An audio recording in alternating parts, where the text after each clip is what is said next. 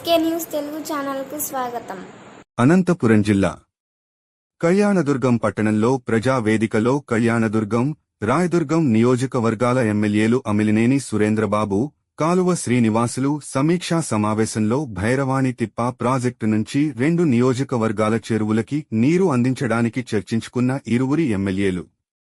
రాయదుర్గం నియోజకవర్గం ఎమ్మెల్యే కాలువ శ్రీనివాసులు మాట్లాడుతూ, గతంలో నిలబడిపోయిన కాలు పనులను పూనం ప్రారంభించే దిశగా ముఖ్యమంత్రి చంద్రబాబు నాయుడుతో చర్చించి, అలాగే జలవనరుల శాఖ మంత్రి నిమ్మల రామానాయుడుతో కలిసి ఇక్కడి పనులని పూనం ప్రారంభించి రైతులకు సాగునీరు అందించే లక్ష్యంతో ముందుకు కొనసాగిస్తామన్నారు. కళ్యాణదుర్గం నియోజకవర్గాలకు ఉజ్వల భవిష్యత్తునిచ్చే జీడిపల్లి భైరవాంతిప్ప ప్రాజెక్టు పనులను ఏ విధంగా ముందుకు తీసుకుపోవాలనే విషయం పైన ఇద్దరు ఎమ్మెల్యేలను ఈరోజు చర్చించుకున్నాం.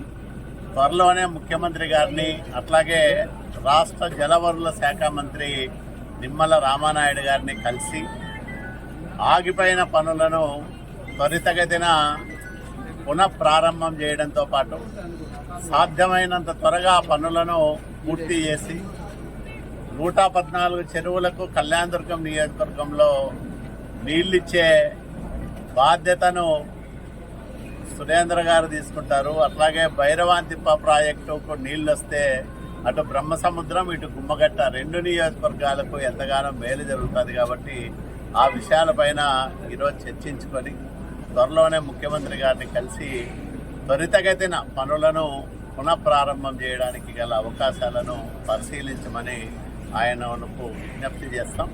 ఎందుకంటే రేపు నెలలో అసెంబ్లీ సమావేశాలు జరగబోతా ఉన్నాయి. కాబట్టి ఆ సమావేశాల సందర్భంగా ఇద్దరము కూడా కలిసి ముఖ్యమంత్రి గారికి ఈ రకమైన విజ్ఞప్తిని చేస్తాం. అదే రకంగా 2 నియోజకవర్గాలు అత్యంత వెనుకబడిన నియోజకవర్గాలు, గ్రామీణ ప్రాంతాల్లో రైతు కూలీలు తీవ్రంగా ఇబ్బందులు పడుతూ ఉన్నారు.